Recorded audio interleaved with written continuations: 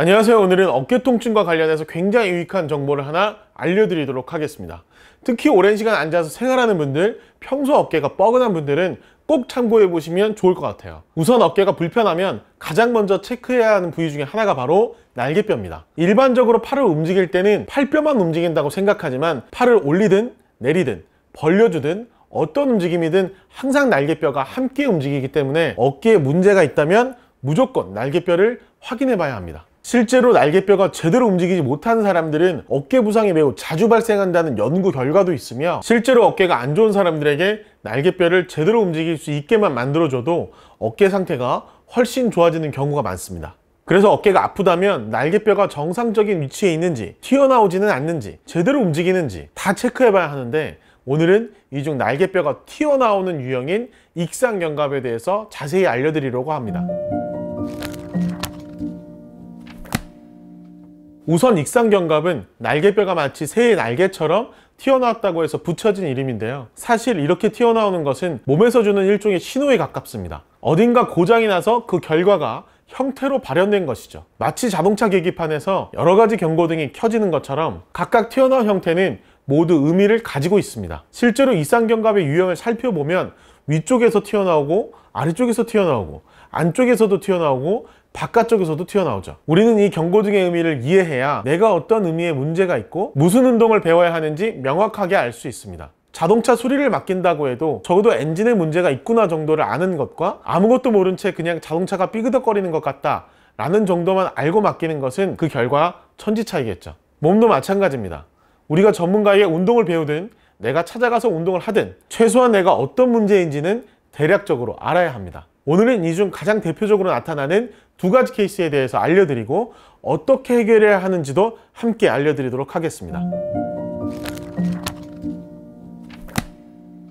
가장 먼저 날개뼈 위쪽이 튀어나온 유형입니다. 일반적으로 팔을 들어 올릴 때는 어깨 주변에 위치한 회전근개가 수축해서 팔뼈를 아래로 잡아당겨줘야 어깨에서 충돌이 발생하지 않고 정상적으로 들어 올릴 수 있게 됩니다. 하지만 회전근개염이 있거나 과거에 어깨 부상을 당한 적이 있다면 회전근개가 제 기능을 못하게 되는 경우가 있는데, 이렇게 되면 정상적으로 팔을 들어 올리지 못하고 어깨를 으쓱해서 들어 올리게 됩니다. 그리고 그 패턴이 반복적으로 지속되면 어깨를 으쓱할 때 주로 쓰이는 근육이 비정상적으로 발달하게 되죠.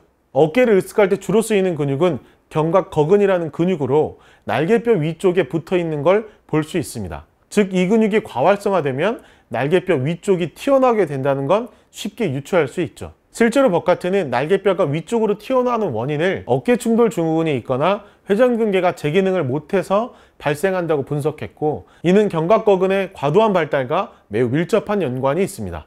정리하자면 날개뼈 위쪽이 튀어나왔다는 것은 회전근개가 제 역할을 못하고 있고 견갑거근이 과도하게 긴장되어 있을 가능성이 높다라는 신호인 겁니다. 그래서 이런 경우 회전근개 운동과 견갑거근 스트레칭을 해주면 많은 도움이 되겠죠. 두 번째 유형은 날개뼈 아래쪽이 튀어나온 유형입니다. 날개뼈 주변에는 다양한 근육들이 서로 정교한 균형을 이루고 있는데, 여기 돛담배 하나가 있습니다. 앞돛줄과 뒷돛줄이 서로 1대1로 당기고 있을 때는 기둥이 똑바로 세워지는 걸 볼 수 있죠.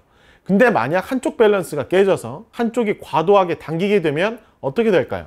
기둥이 무너지게 되겠죠. 날개뼈도 마찬가지입니다. 날개뼈에서 이러한 역할을 하는 근육은 정거근과 소흉근입니다. 날개뼈 위쪽에 붙어 있는 소흉근은 날개뼈를 앞쪽으로 기울어지게 하고, 날개뼈 아래쪽에 붙어 있는 전거근은 날개뼈를 뒤쪽으로 기울어지게 합니다.